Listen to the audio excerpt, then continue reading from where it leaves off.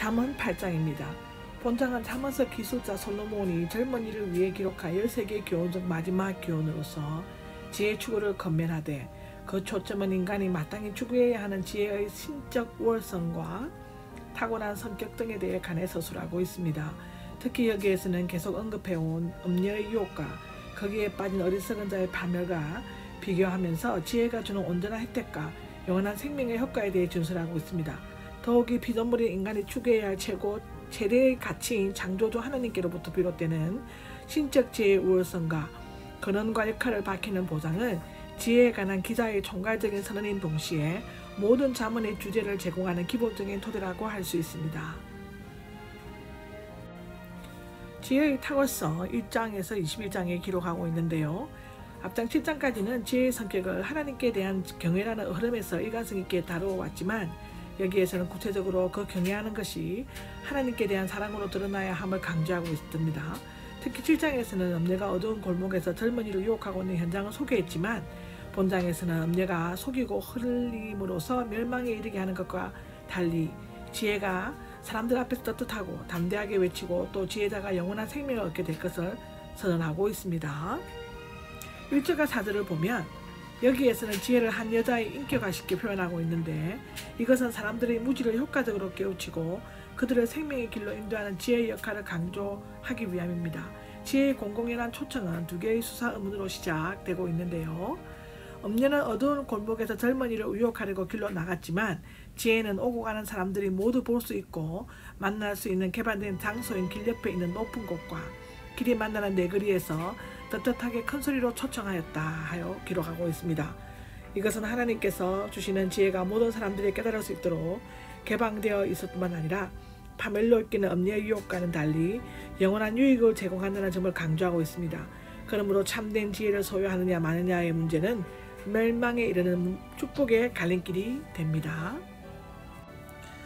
지혜의 덕목입니다. 5절에서 11절에 기록되어 있는데요. 특히 지혜를 받아들여야 할 대상은 단순한 자들, 즉 육신의 생각에 사로잡혀 영혼의 일을 생각하지 못하는 우둔한 자들을 말하는데 어리석은 자들, 즉 완고하고 미련해서 자신이 악한 길로 나간다는 것을 모르는 자들입니다.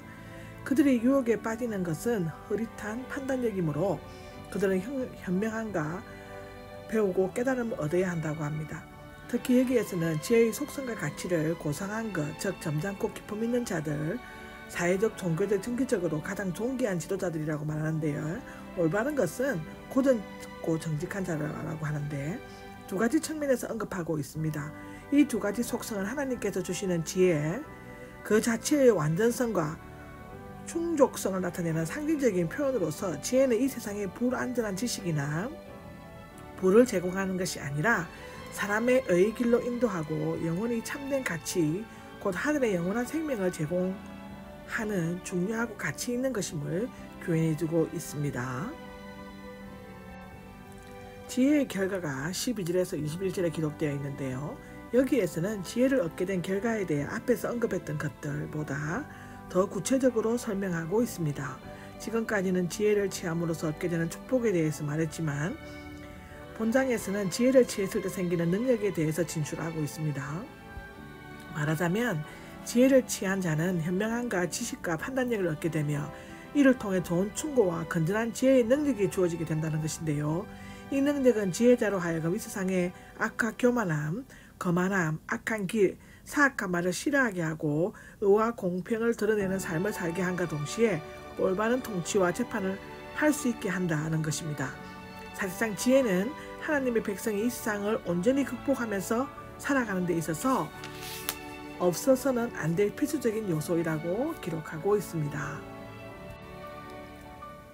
지혜의 창조적 근원은 22절에서 36절까지 기록이 되어 있는데요. 지혜의 탁월성과 가치를 지니고 있으며 세계가 창조되기 전에 존재했고 태초부터 하나님의 창조 사역에도 함께 참여했으며 그것이 완성되었을 때 그분의 즐거움을 나누었다라고 기록하고 있습니다.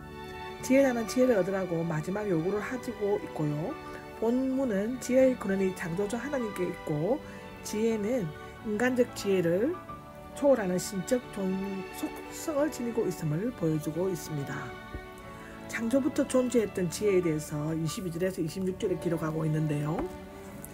우주를 창조하기 전에 하나님께서는 지혜를 세우셨습니다. 지혜는 하나님께서 세계를 창조하기 전에 구름과 바다가 되어는 물이 나누어지기 전에 마른 땅이 드러나기 전에 존재하였다고 잠언 8장 23절에 나와 있죠. 지혜는 창조된 것이 아니라 나아졌고 세상이 창조되기 전에 존재한 것으로 진술됨으로써 지혜는 신적 속성과 영원한 생명을 지니고 있음을 나타내어 보여주고 있습니다. 창조 때의 지혜의 역할은 27절에서 32절에 기록하고 있습니다. 여기에서는 온 세상을 창조할 당시 창조 사역에 적극 동참했던 지혜의 역할을 밝히고 있는데요. 이 구절은 지혜가 창조 이전에 있었고 창조의 근원이며 창조자로서의 창조를 도왔다. 이것은 곧 지혜가 근원적으로 하나님께 속하였고 하나님 자신이었고 하나님 계시이며 더 나아가 하나님의 지혜가 육신을 입어 이 세상에 오셔서 십자가에 자신을 희생시킴으로써 참되고 영원한 생명을 인류에게 가져다 주신 성삼위일체 중 선자이신 주 예수 그리스도라는 사실을 귀결되고 진다고 기록하고 있습니다. 지혜의 요구와 약속에 32절에서 36절에 기록되어 있는데요. 지혜의 선제성과 그의 창조주 되심을 밝혀 지혜의 신적 실체를 강조하고 난 후 8장을 끝내면서 인간의 구체적인 삶 가운데서 단순한 도구적 지식이나 세사적인 출세를 위한 처세술이 아니라 인간 영혼의 근본 문제를 해결해주는 지혜를 얻는 것을 건면하고 이 건면을 지킬 때 얻게 될 유익에 대해서 밝히고 있습니다. 하나님의 지혜는 창조의 원리이기 때문에 이 지혜를 쫓아 행하는 자는 형통하게 되지만 지혜를 얻지 못한 자는 하나님 안에 있는 생명을 알지 못해 죄악의 길로 행하게 되고 그로 인해 멸망으로 향하게 된다는 것입니다. 이를 통해 창조주 하나님께로부터 비롯되는 신적 지혜의 추구가 피조물인 인간의 삶의 가장 근본적인 문제임을 보여주고 있는데요. 특히 이것은 길과 진리와 생명이 되신 그리스도의 초청 메시지를 연상하게 하는 기록을 보여주고 있습니다.